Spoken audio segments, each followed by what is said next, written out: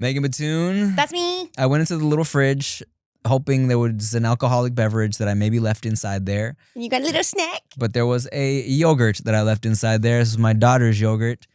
I had it in my backpack from the last time I was here. I don't know why I put it in the fridge, but now I have it and I'm going to eat it. Let me see it. It's a Go-Go Squeeze low-fat yogurt. And normally I try to avoid all dairy, but it's mainly cheese is the main issue. I'll have a little bit of milk if I must. Sure. And I'll tell you right now, I must. Let me see how this goes. I like this like kind of like a flask, but not. Curdled. Rotten. Okay, great. Curdled and rotten. What did you have for breakfast? Me? Yeah. I woke up. My wife had already woken up, prepared a couple things. Trader Joe's hash browns. Poppin'. Have you had? No. Oh. But Trader Joe's be having a lot of really cool things. Cuz, let me tell you. Yeah. Trader Joe's hash browns are like McDonald's hash browns. But low-key, better. Yeah, dare I say, better, right? They're so fucking cheap. And it used to be kind of like a hot commodity. Like you would go into Trader Joe's, like, y'all got hash browns today? Like, oh man, the shipment only comes every other Tuesday. And they would sell out so fast. We used to go into Trader Joe's and buy like 6 packs at once. Damn. Yeah. But now I think they understood their supply and demand because now they're fucking fully stocked all the time with these hash browns. They're great. Nice. Hash brown. She had hard-boiled some eggs because she does that sometimes. Yeah. And she just sent me a reel about how healthy hard-boiled eggs are for you, even like more than regular eggs for some reason. Ooh. And I don't know the science of it, but she sent me a reel. We were like, all right, fuck it, let's eat more hard-boiled eggs. Cool. Hard-boiled eggs, hash browns, and I threw something else in there. Hard-boiled eggs, hash browns, and there was something else I put in there. And leftover ground beef from the other night. Because we had like a taco situation. So I took some ground beef, hash browns. A little hash. And some hard-boiled eggs, and I mashed it, hashed it, mashed it, and hashed it. Mash it and hash and it. drizzled some daddy sauce on it. Hell yeah. I'm not even joking around. You can watch my IG story right now, and you'll see that on there. And that was my little breakfast there. Cool. How about you, Megan Batoon? Same thing as always.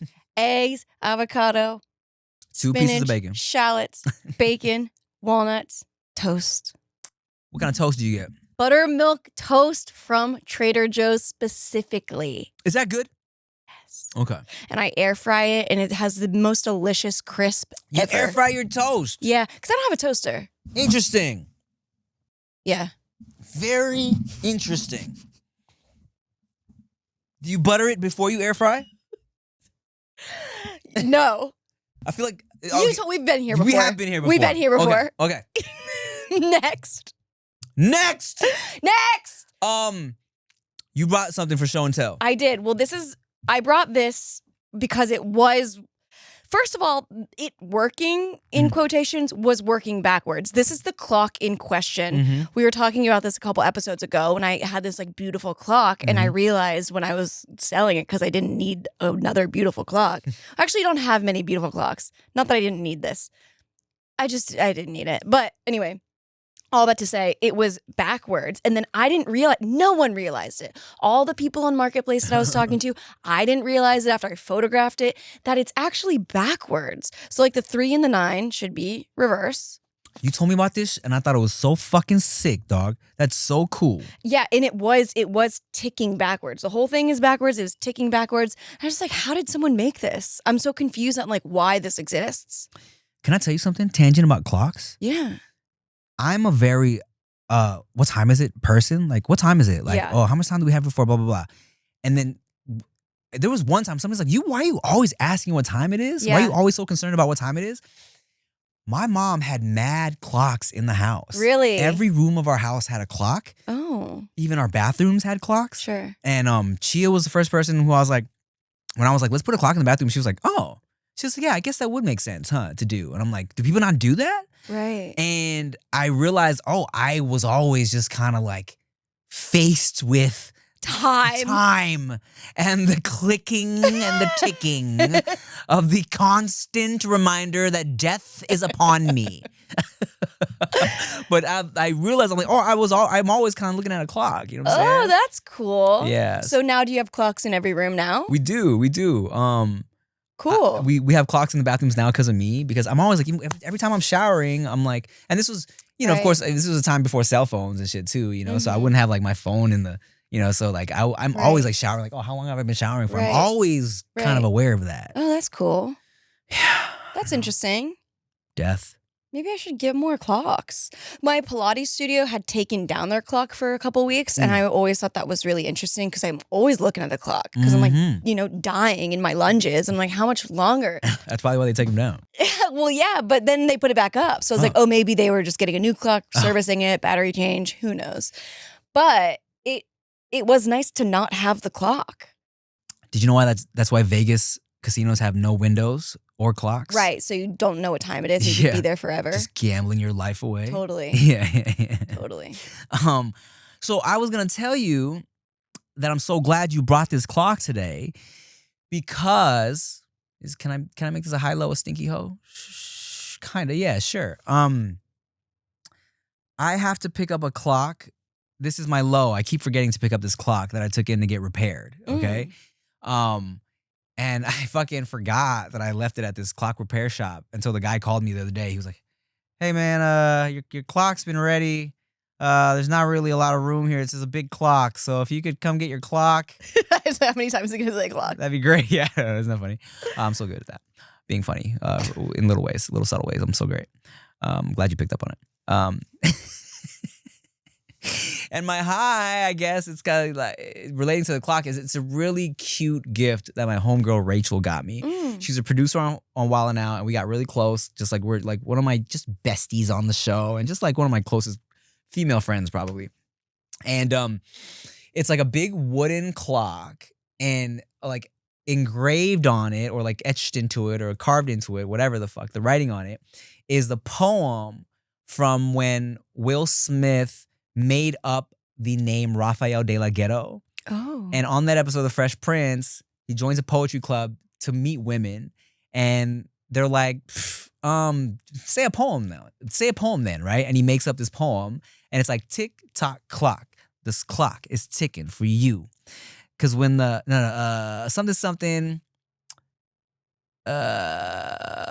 anyways. You gotta go get the clock and so you can read it. I know, so I can know. And it ends with, because when the ticks turn to talk, I'll be knocking at your door. So it's like a little 4-line poem. And she has it on this clock because, That's you know, cute. De La Ghetto, and it's been broken for a minute. So I'm like, now that I'm gonna redo my little bottom area and turn it into a little content, maybe streaming room. Yeah. I'm like, I want to hang this clock there. So Cool. I'm getting it fixed. Cool. And I'm glad you brought that clock. I was like, oh fuck, let me go get this clock before he throws it out. You know what I'm saying?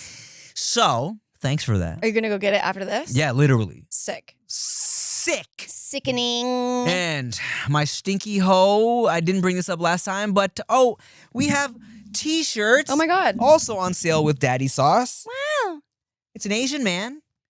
And it's to celebrate the Lunar New Year. There's a fire horse. He had a swig of hot sauce, so spicy, he burped up a fire horse. Lit. All right. So, and right here, these are these little Chinese symbols.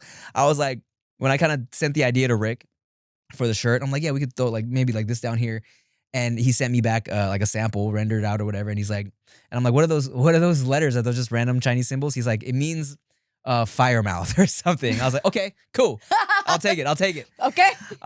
So yeah, dudesmerch.com, Daddy Sauce, Daddy Shirt. Very cool. Bang, bang. Bang, bang. Megan Mattoon, how the fuck are you? Well, I'll tell you this. Yeah. Took your advice. On? Double handshake. Oh, did you? And that is my stinky hoe. Or my low. Because I got laughed at. What the fuck are you talking about? I got laughed at. How? I don't know if it was because of the location.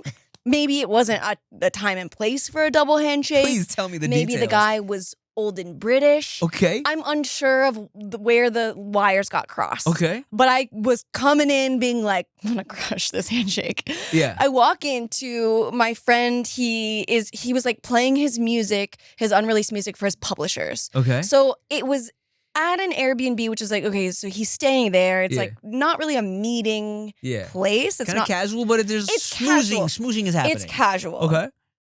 But I walk in, and maybe it's because like only my friend knew I was going to be there. So like I was just like an unwelcomed guest in the publisher's eyes. I'm not sure. Okay. I was trying to figure out why I got laughed at. But anyway, I walk in and my friend is like, "Hey, this is Megan, one of my best friends for a long time." And so he holds his hand out and I make sure to do both of the things that we said. Eye contact, look at the eye and shake the hand double. So maybe it was a little too much. Okay. Maybe doing both was too much. But anyway, I shake his hand with both of my hands and I go, "Nice to meet you." Yeah. And he chuckled.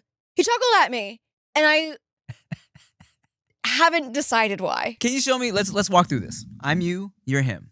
Okay. Try to remember how he chuckled at you. Oh God. Okay. I'm gonna say hi.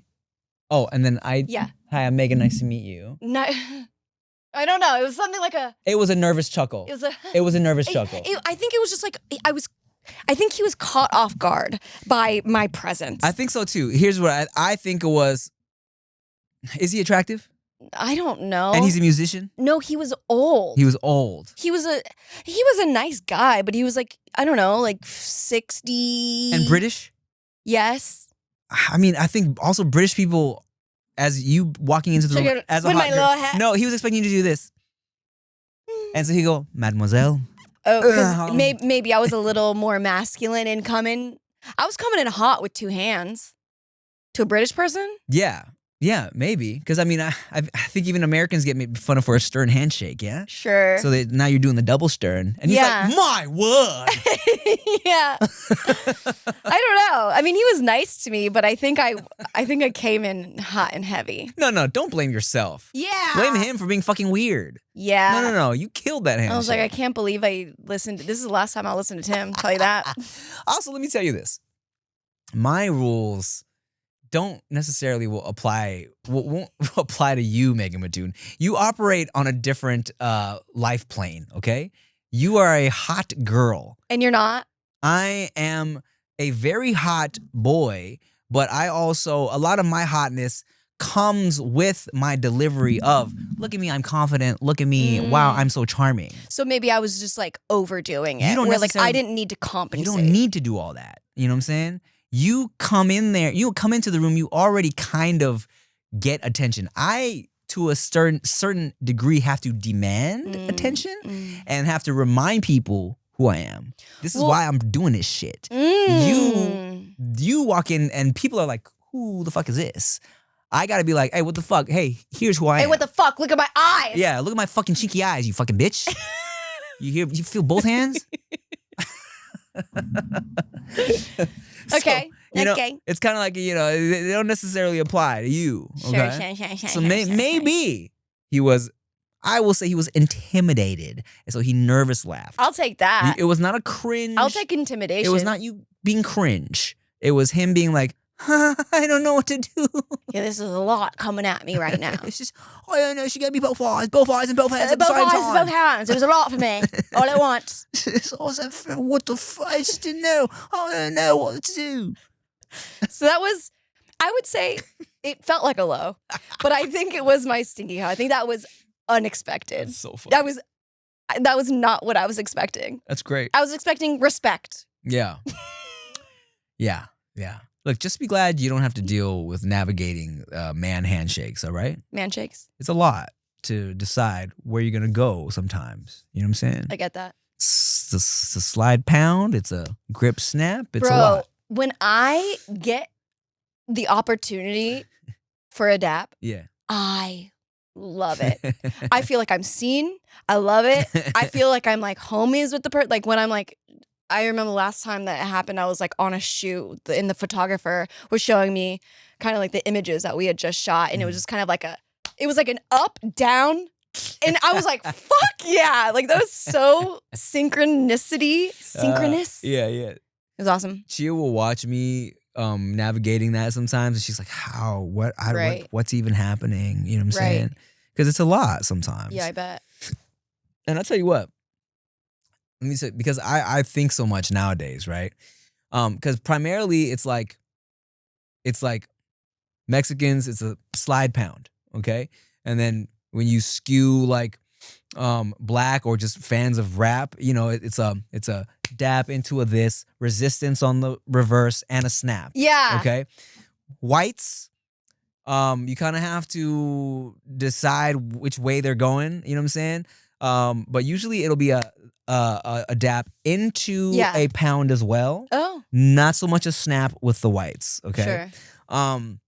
And so but as I got older, what I started doing is, because I'm just kind of just thinking about the world and shit now, I'm like, well, now when I meet a black person, even though my like automatic, when I'm like with my black friends, I'm going for the natural dap, right? Yeah. Into the snap. I'm like, I don't want to assume that this person is a fan of rap. I don't want to assume that this person shakes hands like that. So, because I don't want to shake someone's hand and then they're like, oh, just because I'm black, you want to give me the dap? Right. Like they're fucking getting into an Uber and the Uber driver puts on the hip hop music. Yes, you know what I'm saying? yeah. So now I give, like when I'm meeting black people for the first time, I'm giving a straight up handshake. Let's go. What's up? Nice to meet you. Love that. And sometimes you might feel a little squeeze that they want to go in for the extra handshake. And then, it all kind of got to play it by ear. You know Right.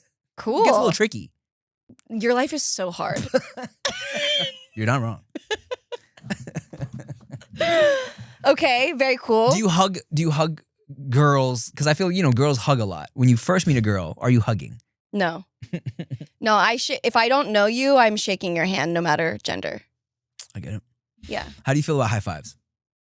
I don't know. How do I feel about it? I guess fine if the camaraderie feels correct for it. Because I know like some people are like, oh, high five. He high fived me. It's an ick. Well, yeah, I'm not going to high five someone I'm into. Interesting. I think a high five is a very friendly situation. You ever high fived after sex? Probably.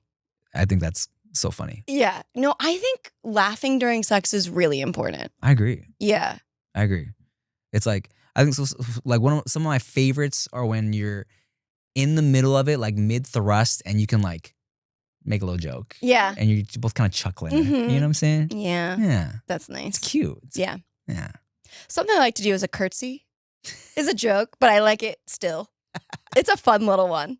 Afterwards? Well, no, this is not sex related. Oh. But I mean, just like in general. Oh. But I have done a curtsy with the sheets. Because when you said that, I was trying to think, during or after? How does during work? That's a Karma Sutra position. Just like, all right, I'm going to go rinse.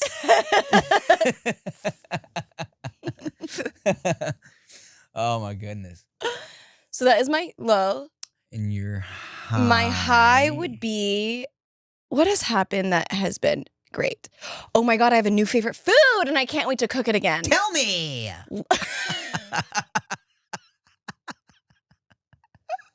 Lion's mane mushroom. Oh, interesting. Because you've only heard that shit in some powders, right? You're Probably. Like, how many mushrooms are in this powder? How many much does it take to get to the bottom of the Yeah. Lion's mane mushroom, fucking fire. Okay. I had no idea what it was. And so I'm working with this dietitian and she was like, hey, lion's mane is really good for cognitive function, all these other benefits, or la la la. She was, it's kind of weird in the beginning, but if you think about it, cooking it like tofu, it kind of absorbs the different flavors. Are they like... It is kind of like... Yeah. And yeah. Let me keep telling me. I'm going to Google what they look like. It's fluffy and it, like really spongy. So when I was cooking it and touching it for the first time, I was like, is this... I'm nervous. But anyway, so I just put it in a pan, a sizzling pan, put like sesame oil and soy sauce. And that shit was so decadent. Oh, it's fluffy. And it's fluffy. And it was delicious and it seared so nicely. And I had it with just like rice and green beans or some shit. And I was like, this is amazing. Interesting. So I have to chill out because when I really like something, I go fucking full send. And the first time I ever had honeydew, I think I only had honeydew for the next like 4 weeks, and now I can't even have honeydew. This is tripping me out. Lion's mane mushroom is so good. I felt like you would be interested because you're a foodie. So I was like, I am interested. That is good. Interesting. Yeah. I'm interested. Yeah. I like mushrooms. Is that Trader Joe's? Is it? Yes. All right, bet. I'm gonna check it out. I'm a big enoki fan. I think. I love every type of mushroom. I'm a shroom fan. Me too. Man. I don't think there's a mushroom I haven't enjoyed. When I was younger, hated it. I was like, ugh, Yeah. ugh, Of course. but love them. Bro, Criminy? Yeah. Yeah. There was did you watch the Super Mario movie? The new one came out a couple years No. ago. So funny because I feel like when people write jokes like this, I feel like it's such a, they're just doing it for like, hey, my people, let's throw this out there, right? So there's a scene because like there's mushroom people in the Mario world, right? So at one point, Toad, the main mushroom, he's showing Mario around his city, and they're walking by and literally like, Chantarangsu, all right, man, I'll see you later. That's great. I'm cracking up, Of course. So good. That's great. Isn't that great? I love it. Make up a tune. Are we gonna keep doing this podcast or what? Yeah, I guess we should talk about it. It's been a whole year. It has and some been change a now. year. Okay. I know time goes by so fast. It truly does. I feel like we've only been doing this for a couple months. Yeah. But it's been a whole ass year. Yeah. Over 52 episodes. I think this will be episode 54 when this shit drops. Mhm. So it's like, I don't know, man. It's been a year. I think, I love doing this with you. I know. Same. It's so fun. Like I love chatting with you. I mean, that's why we even said, hey, we should start a podcast because we have fun conversations. Yeah. That's why everybody starts a podcast, right? But it's kind of like, all right, now we've done it for a year. Yeah. Truthfully, we thought we'd be making more money off it. Yeah. And it's a little bit. It's a little bit. It's a little bit. But for us who are business people, is it worth the time? well, that's why I'm like, I think it might be a different situation, like a different setup. Mm-hmm. Like, I'm not sure. Yeah. But, well, because I think about different ways of doing it too, or even like, I heard something the other day that was like people are listening to or like watching videos are like 30 minutes. Oh. So I'm like, what would it be like if there was like a 30-minute version? Or like, what if it was on Patreon? Or what if it was something I think about a lot is like doing a show where it feels like a little bit more like a show and less like it's still podcast vibes, but a little bit more show. Okay, Batoon, I'm grokking. I'm what just you're like putting down. open to different possibilities of what this could, because we have to stop anyway because we're gonna shoot 4 more episodes of our NBC show. Yeah. So we have to take a little bit of a break, maybe. Yeah, I mean, there's for sure gonna be some type of hiatus as we film this other show. Yeah. So I don't know. Maybe this is a good time. Maybe this episode will be a good time to take a step back. Ooh. Let me ask you this. Batoon proposed some different scenarios. Yes. I know we have a small but mighty following right now. All right. Mm-hmm. The people that watch it love it. Mm-hmm. Would y'all be interested in Patreon? Yeah. Watching this, like a couple times a month or whatever, or paying a little bit for Patreon, or would you be interested in shorter episodes or us switching up the format a little bit? Do you care at all? Do you care at all? Or something that I think about sometimes, like when I'm thinking about doing podcasting in general for like my own channel, is like, what if there was almost like a chicken shop date? What's that? The Amelia de Moldenberg and Who's that? interviews celebrities for press and they eat chicken. Oh. No? What's that? It's a show on YouTube. Oh. She goes on these like fake dates and they talk about whatever and they eat chicken and fuck. I'm so mad. because you want to do that. I was going to, but then I changed that concept. But it was gonna be like something like just called like date night, but I was trying to come up with something a little more just interesting. Yeah. Like where I was just going on just platonic homegirl dates and just eating and having conversations. You can still do it. Just don't make it chicken specific. Chicken centric.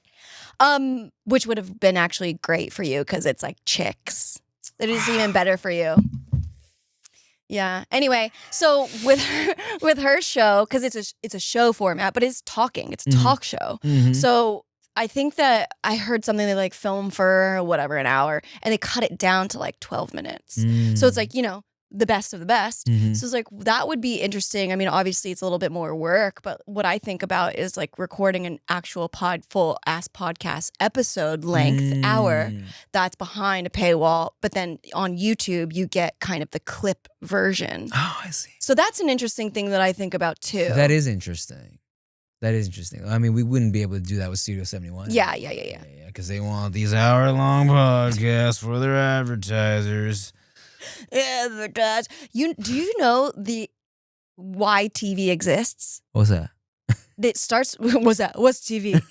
Soap operas. Have I talked to you about soap operas? For young people? No. What do you mean soap operas? Soap operas. The reason why soap operas exist and why it's called a soap opera. Oh, please tell me. Is because soap companies like Dawn and Procter & Gamble wanted to advertise to more people, and so they said, let's make a format that's really engaging and compelling, making it dramatic, so much drama in a soap opera, so that they can have people's attention and they keep coming back for more cliffhanger, and then, oh, what's going to happen next? Dawn dish soap presented by. So it's called a soap opera because the soap companies are the people who are paying for TV. All of TV exists to advertise. Right. I have heard that. Crazy. And I forgot. Yeah. I mean, that's what it's all about, guys, at the end of the day. You know what I'm saying? So make it worth it for us, guys. Make it work it for us to be Come on the on, screen. man. Play ball a little bit, baby. ball. We trying to figure this out. We love doing it. Yeah, but get on the court. She's busy, I'm busy. You know what I'm saying? We got shit to do, You know what I'm man. saying? We're gonna figure it out. So this may or might be a little pause episode. Yeah. Let us know, like, actually, because we gotta make some decisions. We do, because if this airs mid-February, late February, then potentially we'll be shooting our show in March or April. Did I tell you my dilemma? No. Batoon. So they hit us with the dates, potential shoot dates. Well, they told me to hold. Yes. And they're like, what's your schedule for March, right? So me and David are doing a couple live shows in March. And I was like, well, these are my free days, which was the rest of March. And they were like, hold the rest of March. And I was like, I don't want to be gone the whole month of March. I don't want to be gone for the whole month. You know what I'm saying? I was like, is there any way we could break this up, do a little bit of this in April or something?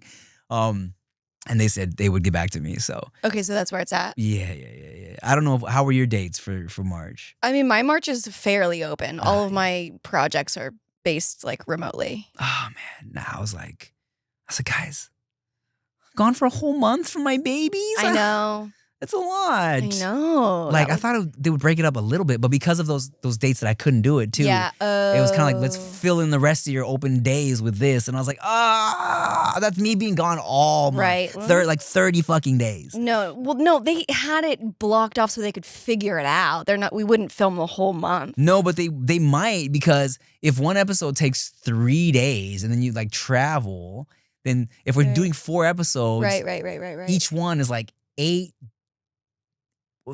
Then 8 days. You know, I guess 60. that makes sense because on Netflix, that's how it was there's so much gear that you have to. There's so much gear that I learned a new term that I already forgot. Yeah. That when you like check in all of your luggage, it's a different thing for all of the gear. I cannot remember what it's called, but that kind of makes sense if production wise they have all of these people on like a. Yeah. We're ramped up. We have all our things. We're in moving pieces because to like stop down and do it again would be more work than just doing it all in one go. So I think 2 episodes are going to be like a block of like 8 days. So it's going to be like at least 2 weeks and some change, depending. So I'm just hoping they can do like 1 8-day block. I can go home, see my babies, and do another 8-day block. You know what I'm saying? Well, for the pilot, did we do... how many places did we see? 3? Yeah, and we saw 3. 3 places, and it took like 4 3 days. days. Yeah, 3 days. 4 days. And that was just in LA. Right. You know what I'm saying? Right. Oh, but I'm down, guys. I'm down. Look, I'll do it if I must. I'll be so sad about it. I'll be so sad. Oh, well, if you ruin this for me. I was thinking that too. I was like, Lord, please be charming enough that they were like, we gotta make it work. But look, if y'all can't, I'll do it. God damn it, I'll do it. I'll leave my kids. I'll be sad. I'll be sad, but I'll do it. I literally, bro, a couple weeks ago, me and David were supposed to film something and in New York. And they were like, what are your dates, right? And I was like, anything after February 16th, I'm free that week. Because Veda's birthday is on the 16th. We got family coming to town. It's her 5th birthday. She's going to remember this shit. I would like to be there for her birthday, right? They were like, okay, so we're going to film that week.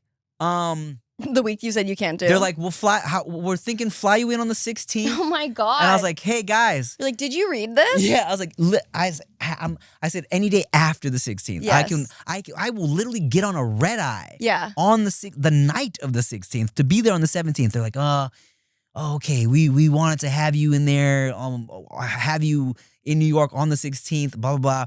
I'm like, literally any day after that. He's like, so you can't film on the 16th, correct? I'm like, I would prefer to be there for my daughter's 5th birthday. Yeah. He was like, understood. Love it. And then, so now we're trying to refigure out the dates. They're like, keep you posted. Oh my God. All right, man. Whatever, man.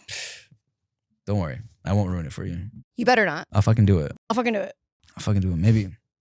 Have you reached out for any update recently? No. Okay. No. I'll leave it alone. I'm still waiting. Let me- I'll leave it alone. Yeah, me too. I don't want to do too much. Let's see if I gave you my stinky hoe. Oh, I have this weird finger thing. You look at my hands, I have no fingers. Like, so nonchalant about it. I have this weird finger thing. I don't know, man. I don't know if it's because I am having too much caffeine, but I'm just having like involuntary finger twitches that just like my pointer finger is just wagging left to right. Like really? All the time. Like not now, but like it will. And it'll just be like, I'm like, oh. My late Aunt Jean would, and I don't know if she was fucking with me because I was a kid. I was like 5 years old at the time. She's like, you want to see something weird about my toe? I'm like, yeah, sure. It's like, watch this. What time is it? 6:30? Watch this. And like one of her toes would like slowly rotate. Rotate like an owl? Just fully around? Exorcist toe. Yeah, it would just kind of move. Oh, interesting. Yeah, and she also, come to think of it, she had a lot of weird little like random things about her. There was like a block of hair on her head that had no nerves. So she's like, yeah, pull it as hard as you can, pull it. And it was like a little, like I could literally do this with my little, I don't know, 8-year-old hands. And she was like, pull it as hard as you can. I would yank on it. She's like, I don't feel anything. Whoa. Yeah. Cool. Shout out Aunt Jean. You say aunt or aunt? I guess it depends on the person. Auntie or aunt? I say auntie or aunt. Aunt. I say aunt and aunt. My auntie. Like I'll say auntie Ann's, but aunt. Aunt Jean. Aunt Jean. Aunt Jean. I would say Aunt Jean. I think I do say Aunt Jean sometimes. Well, and I say like, oh, look at that little trail of aunts walking. Yeah. Carrying that Cinnabon. Yeah. What's the life duration of an ant? Mine passed when she was around 60. Nice. Really good. Really good. Let's answer the question.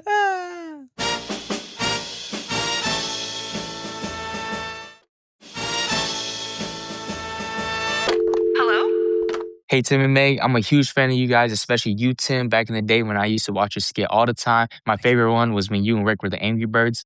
But anyways, straight to my question. Have you guys ever desired anybody else during a relationship? Because me, I'm 22. I just got a year long in a relationship. And I'm feeling kind of regretful because I did desire other people during like towards the end of our relationship, and ultimately like that was the reason why we ended. But she didn't end it. I did because like I felt like I wasn't deserving of her anymore because of that.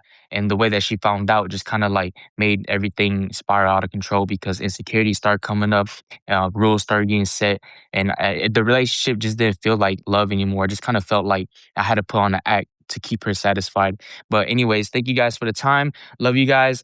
Tim, I watch you and David all the time, and I hope to be working with y'all one day. Peace. All right, so before we answer this dude's question, I just want to say real quick, I misunderstood upon review. I thought when we listened to it that he said that he was like inappropriate or he did something, you know, and that messed up the relationship. upon review, I realized, he was just saying just the jealousy and just the insecurities and him just thinking other women were attractive are what led to the end of it. So disregard all the unfaithful infidelity talk. All right, carry on. Thank you for the sweet words, my boy. Appreciate that. Thank you.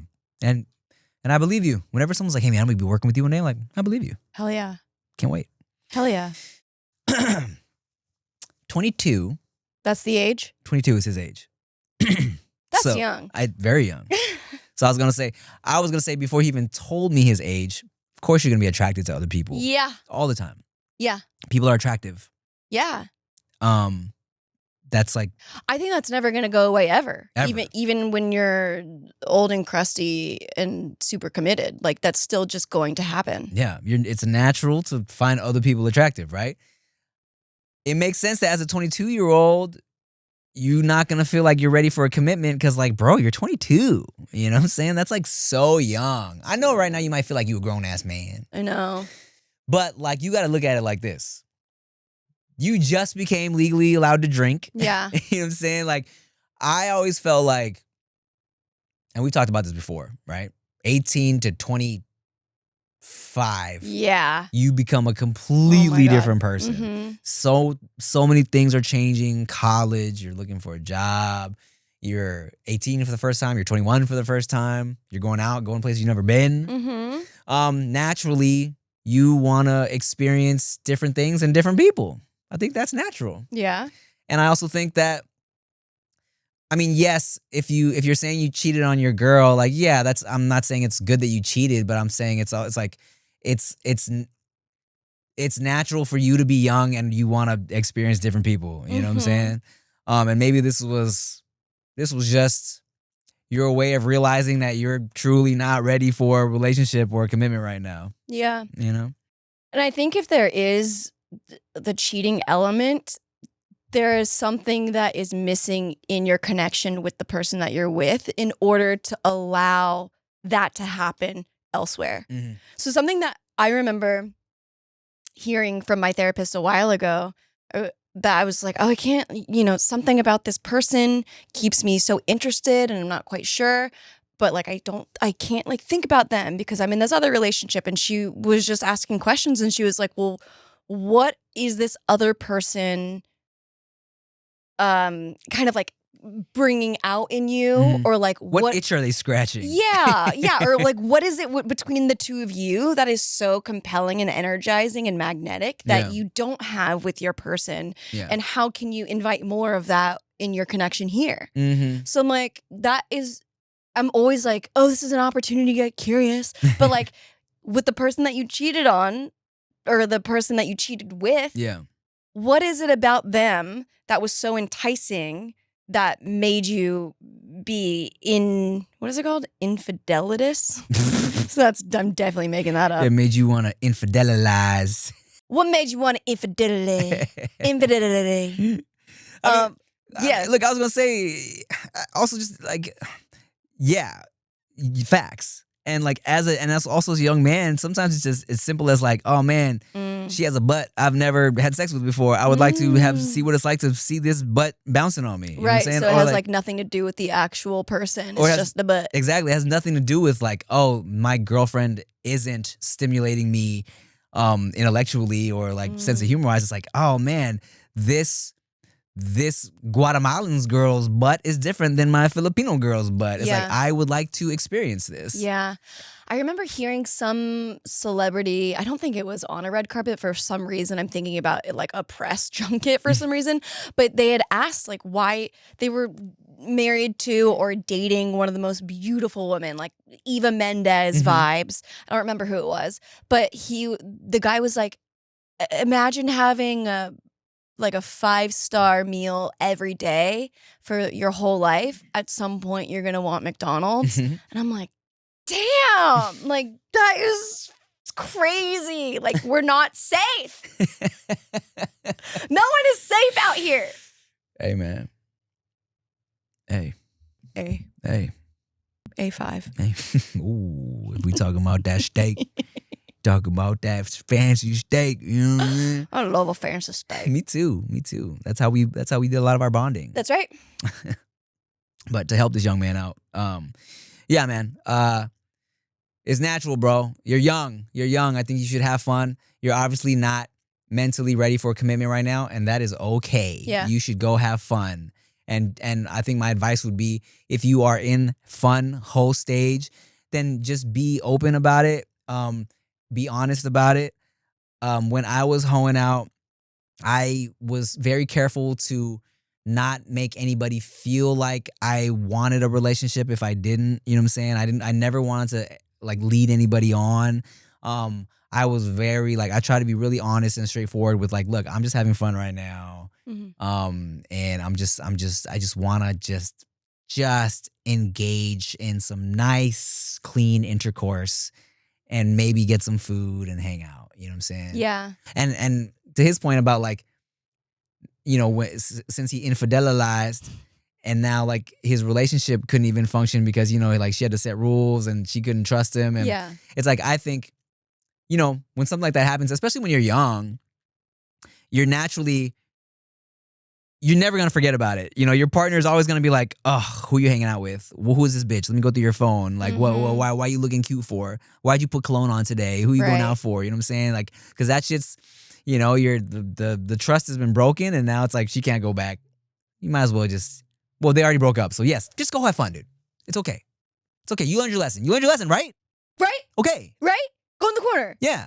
So just go in the corner. Fucking jerk her off in the corner. Just be safe, right? Because everybody got diseases and shit too. Yeah. Did I tell you when I was going to Cal State Long Beach my freshman year, freshman orientation? Did I tell you this? You said probably 20 words in 5 seconds, and I love it. Did you understand them? Yes. Okay. My freshman orientation, first week, they're giving us a tour and they're like, hey guys, you know, like dorms are awesome. You're going to have a lot of fun in the dorms, meeting new people. Just remember, 1 in every 5 people up here has a venereal disease. So just be careful, all right? It's in your welcome packet. With pictures of people next to their disease. It's a yearbook. It's like That's funny. Oh, gonorrhea class over Yeah, here. yeah. All right, next question.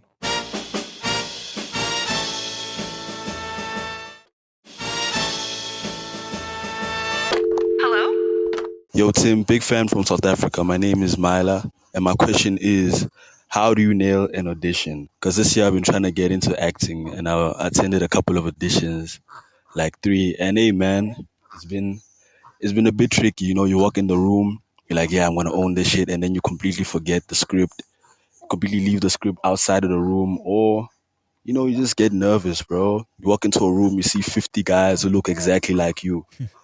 So yeah, man, my question is, how do you nail an audition? How do you own it? I love this question. Let's go. This question, I'll tell you, first of all, bro, thank you for watching. Shout out to South Africa. Secondly, I've said this before, I'm not a good auditioner. I feel like I'm still learning, to be honest, about like how to audition right, you know?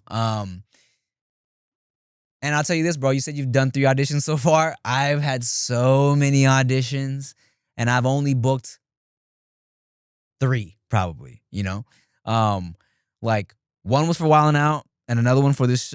My first scripted thing I've ever booked was like scripted recurring thing. Hasn't come out yet. It'll come out this year. But I've done it so many times, so you have to be ready for that. First tip is you got to be ready to just face all types of rejection all the time for so long before something really pops off. But I will say this, to his point about you see so many guys that like look just like you, and then you know you get nervous, you feel intimidated. What I've learned through the years, now that people are doing in-person auditions again, and you can go in the room, is that even though there's a lot of guys that look like you, there is only one you. Yeah. So when I'm not reading lines, Yes. I try to make the good first impression of like, this is me, and this is why you should like want to work with me. You know what I'm Right. saying? Not to say like ham it up and go crazy, but you know, they are looking for something specific, but a part of it can be, it's like a job interview. You know what I'm saying? So I try to be nice and convey the vibe that I will be fun to work with, at the very least. Try to memorize as much as you can. Like, that's tough for me too. I was always under the impression that, like, yeah, if I improvise a little bit, that's fine, until I learned that, like, oh, sometimes they hate that. Totally. They want what's on the fucking paper unless they tell you otherwise. That's something I had to learn. I thought, like, yeah, no, it's cool. This is a funny part. I can improvise. But I learned that, go in strictly on the book first, Did you learn that by improvising and then them being like, hey, stick to the script, or you just kind of put that together? That's something someone told me. And I was like, oh, really? But what I did have to learn, though, which I still struggle with, Mega Mattoon, is that, like, because I do feel like I come from, I did theater, and also, when I was doing my own sketches, internet acting is different and sketch acting is different. Like, you're going more over the top, right? You're like, you're dialing it up. So sometimes, man, now that I'm trying to do more grounded shit, I'm trying to tone it down, right? I'm trying to bring it way down, give a more grounded performance. And then, but now I'm struggling when I'm in the room for, like, a comedy part that I'm not sure what the vibe is.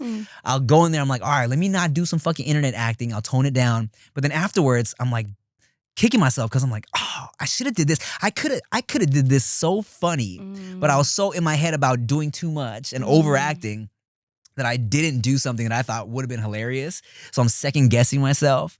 And one time, Batun, let me tell you, one time, Tell me. I did this audition that I knew was for more serious movie, like not like drama, but it was, it wasn't like a crazy goofy comedy either. I did my audition in person in the room. I thought I killed it, right? I was like, oh, I gave them such a fucking like chill audition right now. And the casting director's like, she's like, okay, that was great. Let's do one a little more grounded. And I was like, what? In my head, I was like, what? I was like, in my head, I thought I was barely saying anything right now. Yeah. You know what I'm saying? She's like, okay, now let's just, let's do a little more grounded, a little more. I was like, oh, okay. Okay, and then so what was the next take like? Compared to what you had done thinking that you were being grounded? Man, I think I'm just a naturally animated communicator. Sure. My face and like I talk with my hands a lot. Yeah. And I think like when I'm trying to be more grounded, I try to focus on just not moving so much. Yeah. I just try to like just lock in and just not move. Yeah. And man, it's hard. Did that work? I didn't book it. I mean, did you think that you were less grounded, or did you feel like you were more grounded? I think it was a better audition the second time around, yeah, but I didn't book it, so probably not. And then I watched the dude that booked it, I'm like, I can barely hear this fool talking. I gotta put the captions on. So like, I don't know, man. It's tough, bro. So I'll tell you that, I think, and it was a weird time for auditioners too, because like once I even, felt like, okay, I'm getting more comfortable in the room, and then everything was self-tapes. And, like COVID happened and we're all just sending in videotapes. And now I'm like doing 30 takes by myself because I'm constantly second guessing myself, Right. So I'm doing so many takes, and then like we're sending, now I feel like I'm a good self-taper. Now I'm actually like booking shit from the self-tapes, right? Like the show I booked. Yeah. But then it's like, but then I had to do another one in the room the other day. I'm like, I don't know, man. It's a struggle. Do you have any rituals or things that you do every time to get in the mood and the zone when you're like, I'm ready to go in? Like when you drive up to the place and you're about to go in, you take like specific breaths or positions or songs? Yeah, I do like, I get very, like almost like before I go on stage too, I get really quiet. I just get in my head, not in my head like worried. I would try to focus and lock in, Like whenever I was about to go on stage for like a play or something, or even like when I would do my rap shit, people would be like, "Are you okay?" Like they thought something was bothering me. Like, "Are you okay?" Like, "Oh, you're nervous?" I'm like, "No. I'm just shut up," And then when I'm out there, I'm like, "Yeah, you know? So that's it. I just try to get focused. Yeah. And I'm most of the time I'm just trying not to forget the lines. So are you if you're talking about the theater or any play, if you're behind the curtain in the wing and that's when you're focusing, are you going through your lines there? Or what do you, when you say I focus and lock in, like what are you thinking about? What are you looking at. It's like this. It's like, I want to say half hour before, I'm going over lines. Yeah. And then 10 minutes before I walk out, I'm like, let's fucking go. I'm like, Okay. I'm like, about to kill this shit. Yeah. Like, fuck yeah. Like, Okay, so- you got this. You got this. Fuck, don't be a fucking bitch. Okay, so a Got little this shit. pump up Yeah, 10 always. minutes before. Like up to like right before. Yeah. I'm like, or I might even like fucking grab somebody and be like, let's fucking go. Yeah. You know, do some of that. Mhm. So I'll do some of that. And then if it's a live performance, if I already booked the shit, we're doing live. I'm taking shots. You know what I'm saying? Yeah, One, yeah. maybe a shot or two. Yeah. But like auditions are a little different. You know. What if you took a shot before an audition? Is that crazy? I probably have. I'm sure I have. But I also, in my head, I also don't want to go in there smelling like alcohol and like, oh, this 100%. fucking guy. Yeah, it's a lot. Do you audition? You don't like acting? No. Oh, you hate it. That's right. No, I didn't even like auditioning dance-wise. I mean, it seems exactly the same, but maybe even worse because you don't even get the chance to talk sometimes because they're just like, no. Yeah. You're like, what the fuck? I just spent 2 hours getting ready. All I did was 5, 6, 7, 8. I didn't even do that. I'm standing in a line and you say, thank you for coming. Oh, really? Did they Yeah. tap you out or something? Yeah. I forget what it's called. Yeah, it's awful. Dang. I remember also one time I remember it's so silly, like the positions that they have placed us in terms of like auditioning make me feel so like peasanty. Yeah. Like I remember auditioning for Honey 3 Yeah. and I had to like dance with like a tiny boombox in this like decrepit dentist office. Okay. That was just like no chairs, no anything. It was just like so it looked like a liminal space. Yeah. And I walked in and like it was so awkward. Just one person watching me, Oh, yeah. just dancing my heart out in this like 90s office. Yeah. And they're just kind of like, all right. Yeah. Like Wow. I think it's really funny how in shows they'll depict it so I think like spot on, where it's like the actor will come in like doing the craziest like crying scene, and then it's like chicken salad, please. Yeah, like La La Land. Oh, I don't remember that Oh, scene, you remember? but yeah. Specifically, there's that scene in La La Land where Emma Stone's character, she's been fucking Right. Yeah, she's been looking for the audition like the whole week. She took time off work. She's in there. She's having super dramatic phone conversations. Her eyes are welling up with tears. And in the background, you see one of like the PAs or whatever, just like knocking on the glass, like to come in, and the lady auditioning them is like, oh yeah, come on in. And then she's like, oh what? And she stops. She's like in the mid tier, holding Yeah. the phone. She's like, should I? Yeah. And they're like, no, you're good actually. I know. Yeah. I mean, like, to be fair, it's never been that mean for me. You know, people are usually pretty nice. Mm-hmm. But it does feel that way, you know what I'm saying? Especially since, like, I don't know, man, you're doing shit like you're trying to. The scene says you're cooking breakfast, so you're fucking miming breakfast. I know. Oh, it's so stupid. I Like, know. the one I just told you about where I'm like, you know, where she told me to do a little more grounded. I read the whole shit. I'm trying to show her. I know this scene front to back. So I'm cooking breakfast. I got the fake cigarette. She's like, let's put down, let's just. You're just doing so much. You somehow have 5 arms. You're doing all of the things. She's like, I'm vacuuming. She's like, why are you burping a fake baby? That's not. I'm like, so I'm doing all this shit. She's like, okay, let's put all. Don't even worry about all that. Just put all the stuff down. I'm like, oh no. Oh no, that's what. I don't know what to do now. I'm just like, okay, so hey man, I'm sorry that your grandma died. I don't know what to do. Oh my god. But I'll tell you this, man. I'll tell you this. You know, as I'm also learning with you, okay?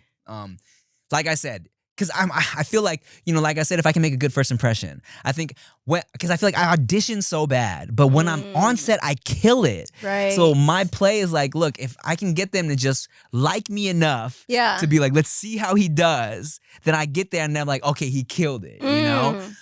So my biggest weapon right now is just, you know, my good first impression, be charming. And I tell you this too, the more you start to work in it, you have more people talking about you. I have people have told me specifically, yo, when your name was brought up, nothing but good things that were said about you, easy to work with. Where other names have come up and they're like, oh, that guy, what an asshole to work with. You know what I'm saying? So I be nice to everybody. Yeah. Because it's a factor, you know? Yeah. Struggle. I know. Just trying to fucking act, man. I know. God. Well, I wrote my own movie, so I'm gonna be the one auditioning y'all. And the casting couch is open, all right? Fellas. Megan Mattoon, thanks for tipping. Tim, thanks for tipping. Well, looks like we won't need any questions because this might be the hiatus. Yeah. We might be taking a little hiatus. It looks like that. Let us know in the comments if you want us to keep doing it and if you're willing to pay money on Patreon for it. Yeah. We might be moving. Who knows? Not us. Not you. We don't know anything.